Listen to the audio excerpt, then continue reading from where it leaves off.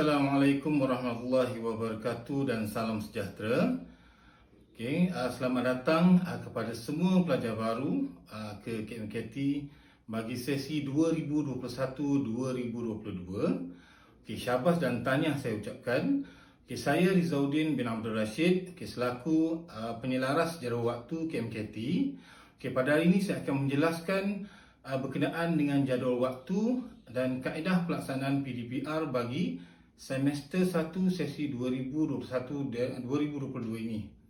KMKT menawarkan dua jurusan, iaitu jurusan Sains dan jurusan Perakaunan. Di mana untuk jurusan Sains terdapat dua program pengajian, iaitu kita ada sistem 2 semester ataupun dikenali sebagai SDS, dan kita ada sistem 4 semester ataupun dikenali sebagai SES. Jurusan Sains kita dibagikan kepada 3 aliran iaitu aliran Sains Hayat, Sains Fizikal dan Sains Komputer. Dan berikut adalah kombinasi mata pelajaran yang perlu diambil oleh pelajar mengikut jurusan. Untuk aliran Sains Hayat, mata pelajaran yang perlu diambil ialah kimia, matematik, fizik dan biologi. Untuk Sains Fizikal, ada kimia, matematik, fizik dan sains komputer. Untuk sains komputer, kita ada mata pelajaran kimia, matematik, biologi dan sains komputer. Manakala untuk perakaunan, mata pelajaran yang perlu diambil ialah matematik, perakaunan, ekonomi dan pengurusan perniagaan. Pengajian matrikulasi, bahasa Inggeris, pendidikan Islam dan moral dan co-curriculum adalah mata pelajaran wajib yang perlu diambil oleh semua pelajar. Berikut adalah jam pertembungan seminggu untuk pelajar sistem 2 semester SDS. Untuk makluman semua pelajar, sesi PDP di KMKT ini merangkumi 3 mod. Yang pertama ialah mod kuliah, yang kedua ialah mod tutorial dan ketiga adalah mod amali. Jadi bagi mata pelajaran sains, iaitu seperti fizik, kimia, biologi, bilangan jam kuliah adalah 1 jam. Tutorial ada 3 jam dan amali ada 2 jam. Maksudnya untuk mata pelajaran sains ni ada 6 jam pertembungan seminggu untuk SDS. Manakala untuk matematik, sains dan perakaunan ada 2 jam kuliah dan 3 jam tutorial. Sains komputer 2 jam kuliah, 2 jam tutorial dan 2 jam amali. Dan bahasa Inggeris kita ada 3 jam tutorial. Bagi mata pelajaran ekonomi, ada 2 jam kuliah dan 3 jam tutorial. Perakaunan 1 jam kuliah, 4 jam tutorial dan 2 jam amali. Pengurusan perniagaan 2 jam kuliah, 3 jam tutorial dan 1 jam amali. Pengajian matrikulasi 1 jam tutorial. Co-curriculum ada 2 jam amali. Dan pendidikan Islam dan moral ada 1 jam tutorial. Sebagai makluman, sistem 4 semester ataupun SES dia hanya melibatkan 6 mata pelajaran, iaitu fizik, kimia, biologi, matematik, sains komputer dan bahasa Inggeris. Dan yang tidak melibatkan mod kuliah. Maksudnya untuk SES memang tak ada mod kuliah, hanya ada mod tutorial dan amali sahaja. Jam pertembungan seminggu untuk pelajar SES ni adalah seperti berikut. Bagi mata pelajaran sains, iaitu fizik, kimia dan biologi, kita ada 3 jam tutorial dan 2 jam amali. Maksudnya ada 5 jam seminggu untuk mata pelajaran sains. Untuk matematik ada 5 jam tutorial, sains komputer 3 jam tutorial dan 2 jam amali. Manakala bahasa Inggeris ada 3 jam tutorial. Seterusnya kita lihat pula agihan kumpulan kuliah dan tutoran bagi pelajar sistem 2 semester. Untuk sains hayat, kita ada 5 kumpulan kuliah, iaitu H1, H2, H3, H4 dan H5. Untuk kuliah H1, H2 dan H3, setiap kumpulan kuliah ini ada 12 kumpulan tutoran. Contoh kita ambil H1, kumpulan tutorannya adalah H1 T1 hinggalah H1 T12. Kumpulan tutoran ni adalah kumpulan kecil yang terdiri daripada 15 orang pelajar sahaja. Untuk kumpulan kuliah hayat 4, H4 dan H5, Okey, setiap kumpulan kuliah mempunyai 10 kumpulan tuturan. Okey, contoh kalau untuk hayat 4, H4, kita ada H4T1 hinggalah H4T10. Okey, maksudnya untuk sains hayat ni kita ada 56 kumpulan tuturan. Okey, untuk sains fizikal kita ada dua kumpulan kuliah, okey, iaitu F1 dan F2. Okey, di mana untuk setiap kumpulan kuliah ada 12 kumpulan tuturan. Contoh kuliah F1, kumpulan tuturannya ialah F1T1 hinggalah F1T12. Okey, untuk sains komputer kita ada dua kumpulan kuliah juga, iaitu K1 dan K2. Untuk setiap kumpulan kuliah pun ada 12 kumpulan tuturan. Okey, contoh kalau kuliah K2, kita ada K2T1 hinggalah K2T12. Okey, maksudnya untuk sains fizikal dan sains komputer ada 24 kumpulan tuturan setiap aliran. Okey, untuk perakaunan, kita ada 3 kumpulan kuliah iaitu A1, A2 dan A3. Okey, untuk setiap kumpulan kuliah pun ada 12 kumpulan tuturan. Okey, contoh kalau kita ambil A3, kita ada A3T1 hinggalah A3T12. Okey, maksudnya untuk perakaunan kita ada 36 kumpulan tuturan. Okey, untuk sistem 4 semester untuk SES, okey, agihan kumpulan kuliah dan tuturan adalah seperti berikut. Untuk sains hayat, okey, terdapat 20 kumpulan tuturan. Okey, yang kita namakan sebagai DHT1 hinggalah DHT20. Okey, D ni sebenarnya merujuk kepada 2 tahun pengajian. Itu sebenarnya untuk SES lah, D2. H tu adalah hayat dan T tu ialah T1. Sebab kita guna DHT1 hinggalah T20.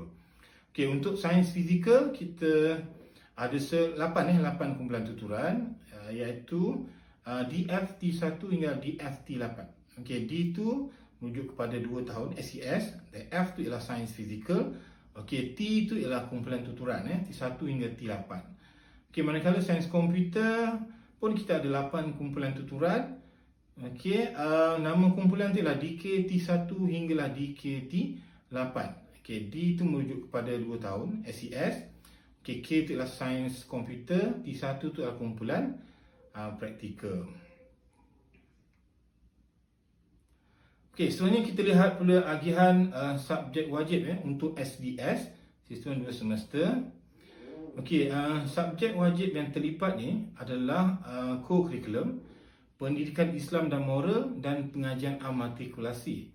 Okey, subjek wajib ini hanya perlu diambil oleh pelajar untuk 1 semester saja. Okey, maksudnya kalau untuk kumpulan kuliah hayat 1, hayat 3, hayat 5, F2, K2 dan A2, pada semester 1 pelajar berkenaan akan mengambil mata pelajaran co-curriculum sahaja. Okey, co-curriculum saja. Manakala hayat 2, hayat 4, F1, K1, A1 dan A3 akan mengambil pendidikan Islam dan moral dan pengajian matrikulasi pada semester 1. Okey, bila pada semester 2 nanti dia akan bergila lah. Dia akan tukar. Okey, ini adalah simbol dalam jadual waktu, simbol yang kita gunakan dalam jadual waktu. Okey, kalau boleh rujuk di sebelah kanan tu, kita ambil simbol K. K tu adalah untuk kuliah, T tu adalah untuk tutorial dan A tu adalah untuk amali. Okey, jadi sebagai contoh kalau tengok mata pelajaran fizik, okey, untuk kuliah dia akan jadi FK. FK untuk tutorial jadi FT dan amali akan jadi FA. Jadi untuk SDS lah. Kalau untuk SES kita just tambah D. DFT itu adalah fizik tutorial, DFA itu adalah fizik amali. Okey, sama juga untuk mata pelajaran yang lain. Untuk kimia, okey, dia punya panduan dia ialah K, T dan A lah. K untuk kuliah, T untuk tutorial, A untuk amali. Kalau kimia akan jadi KK lah, kimia kuliah, KT kimia tutorial, KA ialah kimia amali. Dan seterusnya lah. Untuk biologi lah BK, BT dan BA. Okey, untuk matematik kita ada MK dan MT. Itu ialah untuk matematik. Untuk SES kita just tambah simbol D lah. Kita nak bezakan antara SES dengan SDS. Kita letak D. Okey, untuk sains komputer kita guna simbol SC. SC tu sains komputer. Kalau SCK tu maksudnya lah sains komputer kuliah. Okey, SCT sains komputer tutorial. SCA adalah sains komputer amali. Untuk SES dia letak je tambah D kat depan tu, di SCT dan DSCA. Okey, untuk bahasa Inggeris SDS kita guna simbol EN. EN ni lah untuk English. Untuk SES ialah DE. DE itu untuk English jugalah. Okey, perakaunan kita ada P. P untuk perakaunan. Maksudnya PK itu adalah perakaunan kuliah, PT, PA itu adalah perakaunan tutorial dan perakaunan amali. Okey, seterusnya untuk ekonomi kita ada E. E untuk ekonomi. EK itu adalah ekonomi kuliah. ET itu adalah ekonomi tutorial. Okey, manakala untuk pengurusan perniagaan kita gunakan simbol N. N tu untuk niaga, pengurusan perniagaan N. Ada NK, NT dan NA lah. Itu untuk pengurusan perniagaan. Kalau untuk pengajian amatrikulasi kita guna simbol PAM. PAM. PAM tu maksudnya adalah pengajian amatrikulasi. Okey, seterusnya co-curriculum WK. K tu ialah co-curriculum lah. Dan pendidikan Islam dan moral kita ada IS. IS tu untuk pendidikan Islam. PM tu adalah untuk pendidikan moral. Okey, pendidikan Islam ni sebenarnya hanya untuk pelajar Muslim saja, manakala pendidikan moral tu hanya untuk pelajar non-Muslim saja. Okey, simbol untuk tempat pula Okey, DKB ini ada Dewan Kuliah Besar Untuk makluman kita ada dua Dewan Kuliah Besar. Okey, simbol yang kita gunakan ialah DKB lah. Contoh kalau DKB 1 maksudnya ialah Dewan Kuliah Besar 1.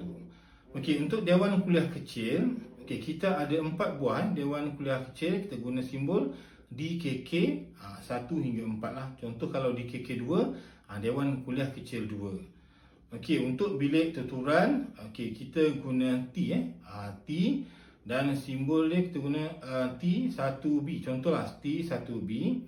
1 merujuk kepada bilik nombor 1 dan B tu menunjukkan aras lah, aras bawah.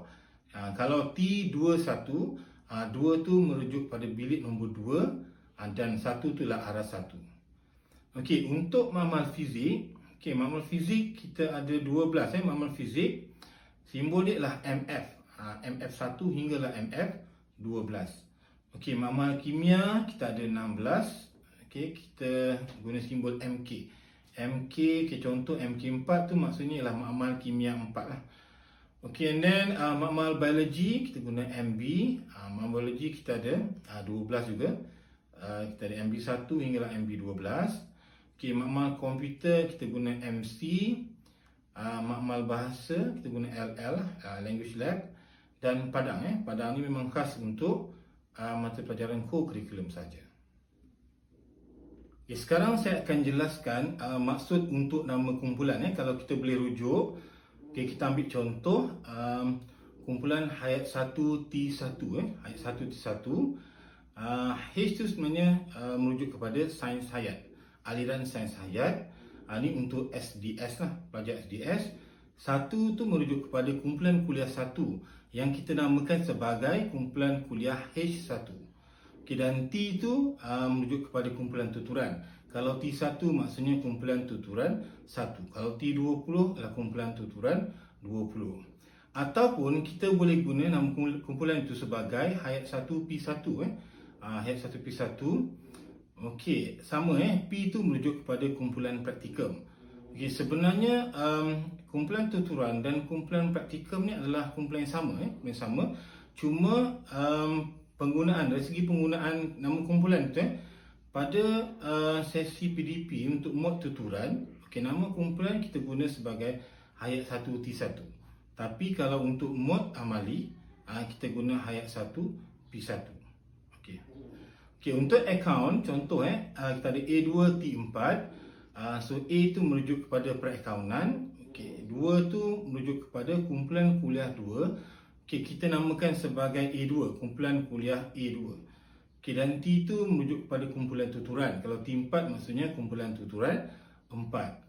Okay, contoh untuk SES, kita ada D, F, T5 ataupun DFP5, kumpulan tuturan ataupun kumpulan praktikum. Okay, D merujuk kepada program 2 tahun, iaitu yang SES. F tu aliran sains fizikal. T ialah kumpulan tuturan. Kalau T5 kumpulan tuturan 5. Kalau P untuk kumpulan praktikum sama. Kalau P5 adalah kumpulan praktikum P5. Okey, berikut adalah contoh saya tunjukkan contoh jadual pelajar untuk pelajar sains hayat. Okey, saya ambil satu contohlah jadual bentuk jadual seperti yang boleh kita lihat sekarang. Okey, ini jadual. Okay, untuk makluman pada semester 1 sesi ini kita akan menggunakan jadual waktu PDPR. Okay, jadi ini adalah bentuk jadualnya. Kalau untuk sains hayat, okay, atas tu ialah aliran, sebelah kiri, sebelah kanan tu ialah sistem 2 semester. Tu untuk SDS. Okay, kalau kita lihat dekat dalam kotak-kotak tu, kita ada hari, kita ada masa. Okay, katakanlah hari Ahad, masa pertama pukul 8 hingga pukul 10 ada MK. Okey, yang tengah-tengah tu ada MK, MT, KK, KT, FA, itu semua tu adalah mata pelajaran. Okey, kalau MK maksudnya matematik kuliah.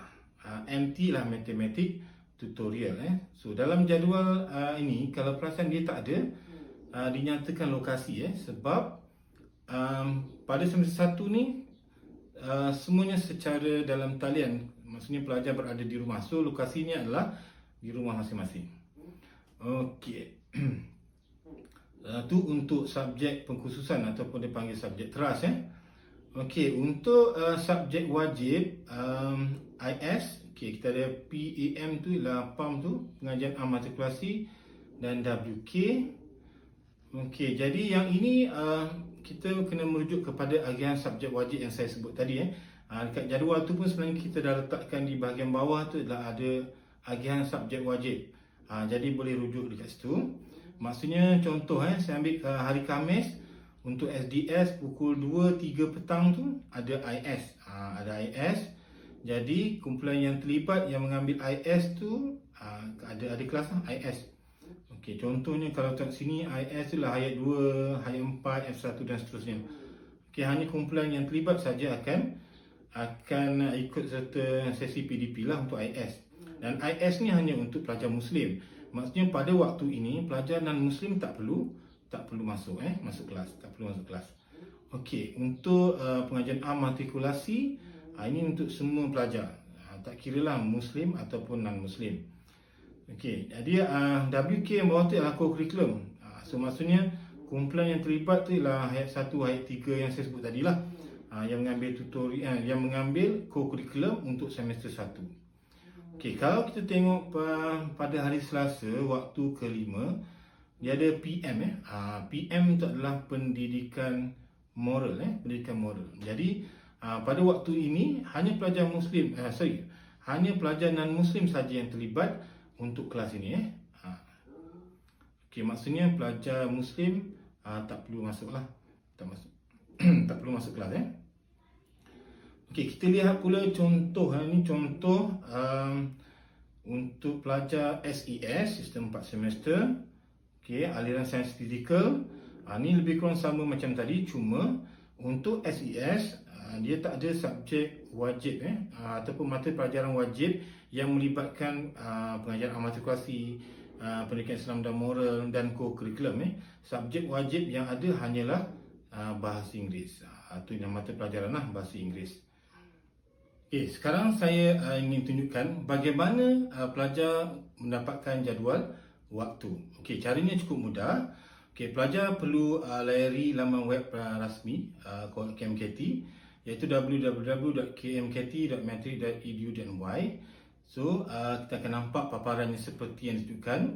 And then, pilih jadual waktu akademik. Okay, akan keluar seperti yang ditunjukkan. Dan klik pautan berdasarkan jurusan masing-masing lah. Contohnya kalau pelajar jurusan perakaunan, just klik dekat perakaunan tu, perakaunan, dan boleh muat turun jadual waktu. Jadual waktu ni diberi dalam format PDF. Bagaimana pelajar menyertai kumpulan mata pelajaran? Okey, pastinya pelajar akan tertanya bagaimana nak join kelas ya. Okey, sedangkan pelajar tidak mengenali pensyarah dan pensyarah masih belum mengenali pelajar. Okey, jadi caranya agak mudah. Okey, pada 25 Julai 2021, pelajar akan mula sertai kumpulan LDK. Di mana kumpulan LDK ini dinamakan sama seperti kumpulan tuturan ya. Okey, pelajar boleh layari laman rasmi KMKT, www.kmkt.matric.edu.my. Okey, di situ ada link untuk join kumpulan LDK. Okey, pada 27 Julai 2021, pensyarah mata pelajaran akan sertai kumpulan LDK tersebut. Okey, pensyarah mata pelajaran akan kongsi link WhatsApp group dalam kumpulan LDK tersebut, dan pelajar bolehlah klik link dan join kumpulan mata pelajaran tersebut. Okey, dan pada 28 Julai 2021, sesi PDP kita akan bermula di mana akan berlakulah interaksi antara pensyarah dan pelajar. Saya akan jelaskan serba sedikit berkenaan dengan kaedah pelaksanaan PDPR di KMKT Okey, sesi kuliah tuturan dan amali akan dijalankan secara dalam talian menggunakan aplikasi seperti Google Meet, Microsoft Teams, Zoom, Telegram, WhatsApp dan sebagainya lah. Okey, dan pastinya pelajar perlu menggunakan peranti lah seperti telefon bimbit ataupun laptop atau tablet dan sebagainya, dan capaian internet yang baik. Okey, yang ketiga, bahan PDP seperti video, video kuliah, video amali, e-book. Kita ada e-book untuk amali sains, soalan-soalan latihan, soalan-soalan tugasan akan dikongsi oleh pensyarah bila pelajar dah mula berada dalam kumpulan masing-masing lah. Dan kehadiran bagi sesi PDP adalah wajib. Okey, jika kehadiran pelajar tidak cukup 90%, so pelajar boleh dihalang daripada mengambil peperiksaan. Okey, pada jadual waktu tersebut, pada jadual waktu pelajar, okey, pada pukul 10 hingga 11 pagi dan 1 hingga 2 petang adalah waktu rehat pelajar. So jadi tiada sesi PDP berlaku pada waktu tersebut. Okey, jika pensyarah ingin membuat kelas ganti ataupun sesi konsultasi dengan pelajar, okey, boleh menggunakan waktu pada pukul 4 hingga 6 petang ataupun 8 hingga 10 malam. Okey, jadi saya rasa itu saja taklimat saya berkenaan dengan jadual waktu dan kaedah pelaksanaan PDPR di KMKT. Saya ucapkan selamat mengikuti sesi PDPR. Semoga kekal tabah. Okey, stay safe, jaga diri. Assalamualaikum warahmatullahi wabarakatuh. Terima kasih.